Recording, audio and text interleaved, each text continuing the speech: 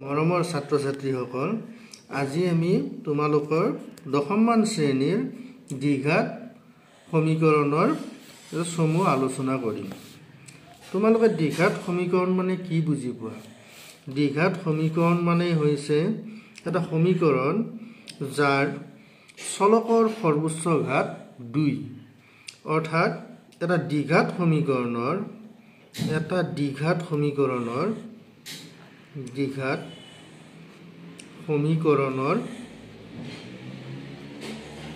আদৰ্শ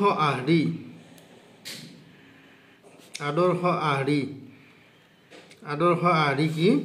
যে ax square plus bx plus c equal to 0।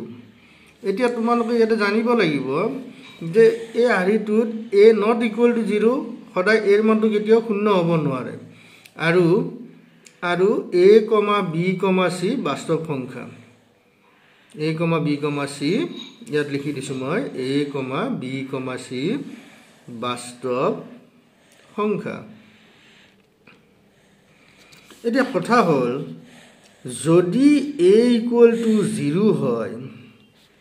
তেতিয়াহ'লে কি হ'ব? a equal to 0 হলে কি হ'ব? a equal to 0 হলে আমি চাও ইয়াত বহাই চাও 0 এই ঠাইত 0 বহাই দিলো 0 into x square plus bx plus c equal to 0 অৰ্থাৎ আমি ইয়াৰ পৰা পালো 0 into x square মানে 0 হল plus bx plus c equal to 0 অৰ্থাৎ আমি গম পালো যে bx plus c equal to 0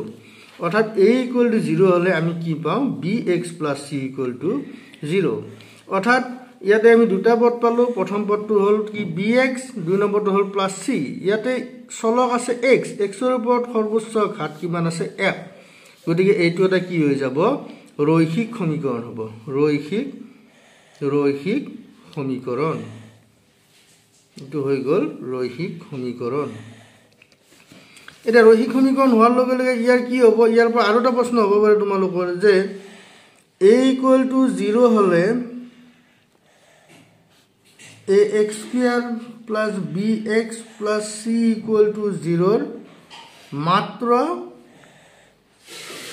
এটা সমাধান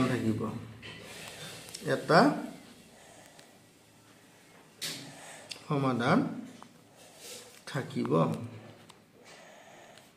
আৰু তোমালোক খুদিব পাৰে যদি a equal to 0 হলে ax square plus bx plus c equal to 0